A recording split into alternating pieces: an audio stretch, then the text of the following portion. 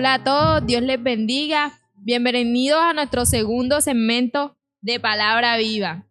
Tenemos como tema principal solo gracia. Estamos nuevamente con nuestro hermano Xavier. Bendiciones a todos. Mi persona, María Ángel Soto, y el invitado, obviamente, Samuelito. Hombre, otra vez, un gusto grande en el amor de Cristo con cada uno de ustedes estar aquí para compartir una vez más la palabra de nuestro gran Dios. ¿Cómo están, chicos? ¿Cómo les ha ido? Excelente. Estamos bien, ¿y ustedes, Samuel? Excelente, esta última semana apretada, pero con la ayuda de Dios ahí adelante. Claro. Amén. Gloria a Dios. Bueno, hoy vamos a empezar un nuevo episodio donde un tema muy importante que la Iglesia de Cristo debe tener en cuenta, que es la gracia. Solamente la gracia de nuestro buen Dios. Para empezar, vamos a buscar un capítulo que nos puede dejar muy claro, que es Primera de Pedro, versículos del 1 al 23, al 25. Capítulo 1 del 23 al 25. Pedro 1, 23 a 25, ¿verdad? Sí, señor. Leemos bajo la autoridad del Padre, el Hijo y del Espíritu Santo. Siendo renacidos, no de cimientos corruptibles, sino de incorruptibles, por la palabra de Dios que vive y permanece para siempre. Porque toda carne es como hierba, y toda la gloria del hombre como flor de la hierba. La hierba se seca y la flor se cae, mas la palabra del Señor permanece para siempre, y esta es la palabra que por el Evangelio os ha sido anunciada. Bueno, aquí hay que recalcar algo muy importante, que es la gracia. La gracia de Dios es por medio de la cual somos justificados y regenerados, como dice el capítulo, por el Espíritu Santo. Nos convertimos una nueva criatura, obteniendo la salvación de la cual estuvimos privados, y solo lo hace por medio de Dios, por medio de Cristo. Ahora, hay que recalcar varios puntos que hoy les quiero compartir. Los primeros son los siguientes, que es imposible para el ser humano nacer de nuevo. Ser regenerados para permanecer, para borrar los pecados. Produce un cántico nuevo ser regenerados, y mora el Espíritu Santo en cada uno de nosotros. Excelente, así es como tú lo dices, Samuel. En la Biblia puede haber una explicación claramente de cómo la salvación es solo por gracia y no por obras. En Efesios 2, del 8 al 9, dice: porque por gracia sois salvos por medio de la fe, y esto no de vosotros, pues es don de Dios, no por obras, para que nadie se gloríe. Amén. Amén. Entonces, ¿cómo con base a esto, a esta palabra que acabamos de leer, cómo podemos hallar la salvación? O sea, ¿cómo podemos saber que estamos siendo salvos a través de la gracia? Bueno, la respuesta nos la da el siguiente versículo, que es el 10. Continúa con el 10, por favor. 10. Porque somos hechura suya, creados en Cristo Jesús para buenas obras, las cuales Dios preparó de antemano para que anduviésemos en ellas. ¿Cómo sabemos que estamos caminando en gracia? ¿Cómo sabemos que la gracia de Dios está sobre nosotros? ¿Cómo sabemos que esa gracia está actuando? Porque estamos andando por buenas obras, las cuales Dios preparó de antemano para que estuviéramos en ellas. Esa es la mayor evidencia de la gracia de nuestro buen Dios. Es más, el mismo versículo nos dice que por gracia sois salvos por medio de la fe, y esto no es de vosotros, pues es don de Dios.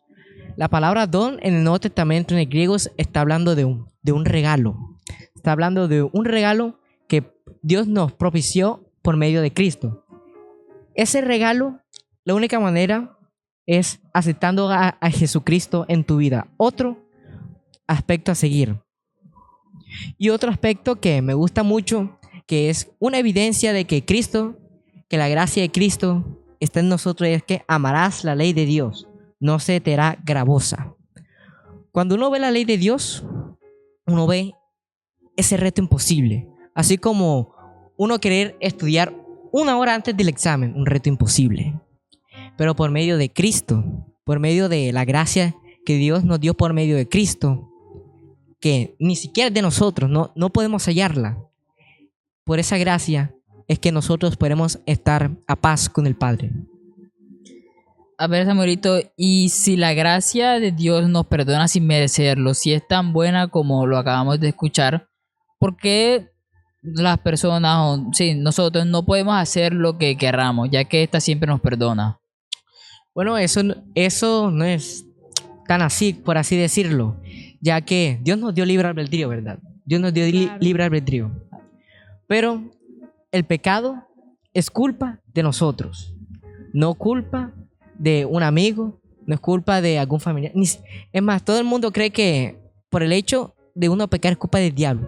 Todo el mundo le echa la culpa al diablo. ¿Usted le ha echado la culpa al diablo? Claro, muchas veces. Así es. Bueno, ni siquiera es por culpa del diablo. El diablo nada más nos da la tentación. Es como cuando un amigo te incita a robarte una Coca-Cola de un estante. Te dice, roba la Coca-Cola. Roba la Coca-Cola. Te está incitando a hacer lo malo, claro. Pero, ¿quién es el que va a pagar por la Coca-Cola? ¿Quién es responsable de robar la Coca-Cola? El amigo no la robó. El que la robaste fuiste tú, por obedecerle. Así es como obra el enemigo, ya que en sí la culpa de pecado son cada uno de nosotros. Por eso cuando esa gracia de Dios viene, es como si Dios hubiera cogido un borrador divino, nos hubiera borrado todos nuestros pecados, presentes, pasados y futuros. Una evidencia que a mí me gusta, que evidencia la gracia de Dios, es que cuando un creyente peca, se siente dolorido, como si hubiera matado a una persona. Se siente oprimido, se siente mal. Es más, yo creo que hasta un verdadero creyente, cuando peca, enseguida cae ante Dios a pedirle perdón enseguida, porque sabe que lo que ha hecho es mal, ya que el Espíritu es evidencia de que el Espíritu Santo mora en él. Eso quiere decir que sin importar de que la gracia nos perdone y nos limpie de todo pecado, aún así como verdaderos creyentes no deberíamos desaprovechar este regalo que Dios nos dio cometiendo pecados diariamente y seguidos, ¿verdad? Así es. Una evidencia es que y ese pecado, aunque esté ahí presente, no lo vamos a querer hacer. Es más, en Romanos, Pablo habla de esa lucha que hay entre el hombre y el pecado. El pecado siempre va a estar ahí, pero la obra del Espíritu Santo es que Él nos va a dar la fuerza para desistir, para apartarnos de ese pecado. Bueno, con base a todo esto que hemos analizado a través de la Biblia, tengo una duda, pues si se puede llamar duda.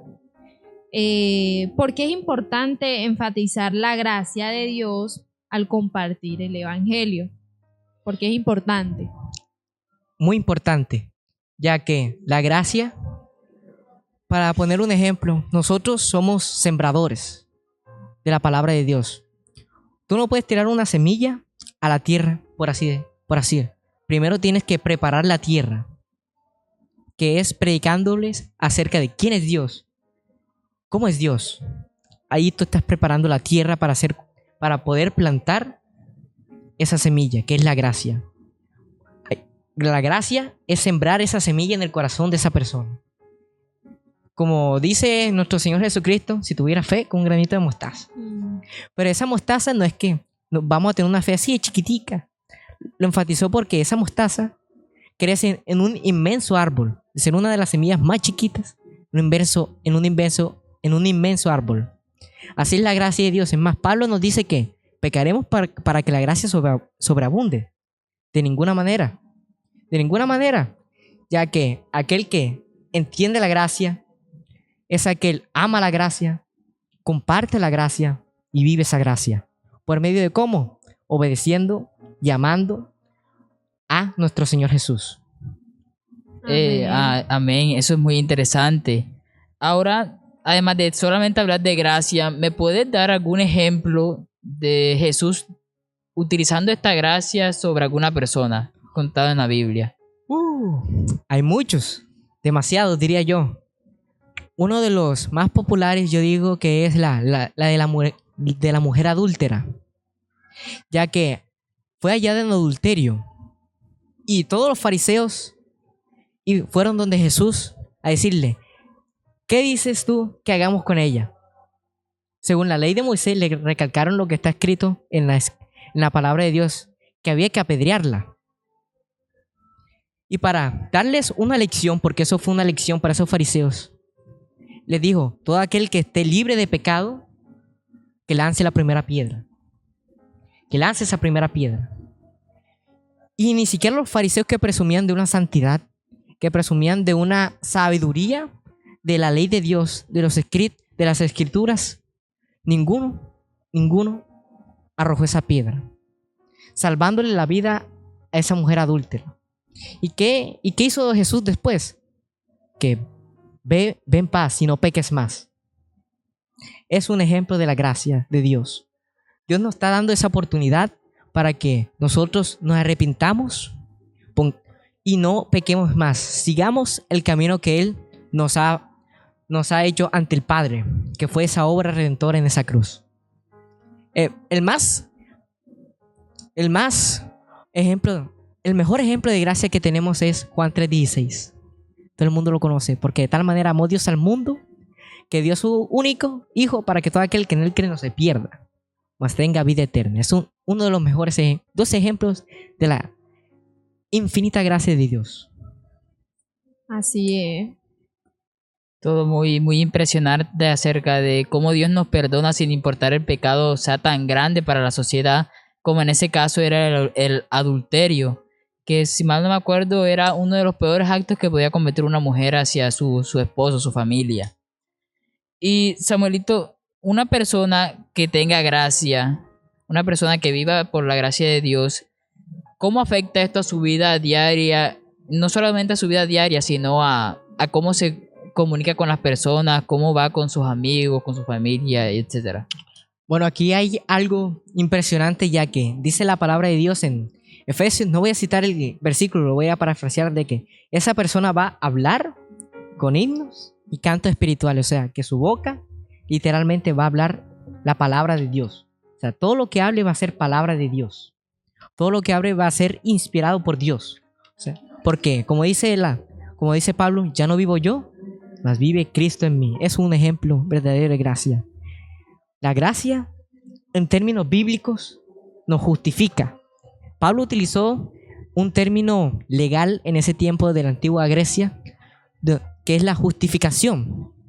Es más, ese regalo ya estaba en el Antiguo Testamento, como en Isaías 53, donde nos dice que Él justificará a muchos para que sean justos. Esa gracia que Dios nos comparte es por medio de Jesucristo, expiando, tomando nuestros pecados y colocándolos a Él. Un ejemplo para que nosotros podamos entender la gracia. Es como si Cristo hubiera colocado nuestra vida a nuestro favor. Todas sus buenas obras, sus actos, nos hubiera transferido hacia nosotros. Un punto de eso sería que por eso somos hijos de Dios, porque es Cristo el que está en nosotros. Una cosa también importante a recalcar es que Cristo tomó nuestros pecados. Aunque Él nunca pecó, es como si Él hubiera tomado nuestros pecados y los hubiera puesto en Él en esa cruz. Por eso es que Él pagó por todos nuestros pecados en esa cruz. Todos aquellos que deciden aceptar esa gracia. Ese es el regalo de gracia que nos da el Nuevo Testamento. Amén. Amén, Samuelito. Y entonces podemos decir que esa gracia que Dios nos regaló, que nos regaló Dios, actualmente podemos seguir utilizando. Es una persona llena de gracia, como lo acabaste de decir, que actualmente está llena de gracia. Se puede decir que Dios está en él, Dios está ayudándolo en él. O sea, que los mayores que comparten la palabra, ya sean pastores y eso, que se demuestren el poder que Dios tiene en ellos, se puede decir que Dios está con ellos, Dios sigue ahí con ellos. Así es. Es más, un ejemplo que te puedo dar de las propias escrituras es en el mismo Juan, en el Evangelio de Juan 3, donde hay una conversación entre Nicodemo y Jesús, que nos dice algo muy importante de recalcar, es que ¿cómo nosotros podemos nacer de nuevo? ¿Cómo podemos nacer de nuevo? Nos dice, ¿acaso tengo que entrar otra vez al vientre de mi madre? Que en forma irónica, obviamente. Claro. Pero Jesús le responde, tú siendo un maestro de la ley y no sabes qué es nacer de nuevo. En el Antiguo Testamento ya podemos ver la obra de nacer de nuevo. Un ejemplo es Ezequiel 3, capítulo 36, versículo, déjenme buscarlo, versículo 25-27. Dice, bajo la autoridad del Padre, del Hijo y del Espíritu Santo, esparciré sobre vosotros agua limpia, y seréis limpiados de todas vuestras inmundicias, y de todos vuestros ídolos os limpiaré. Os daré corazón nuevo, y quitaré de vuestra carne el corazón de piedra, y os daré un corazón de carne, y pondré dentro de vosotros mi espíritu, y haré que andéis en mis estatutos, y guardéis mis preceptos, y los pongáis por obra.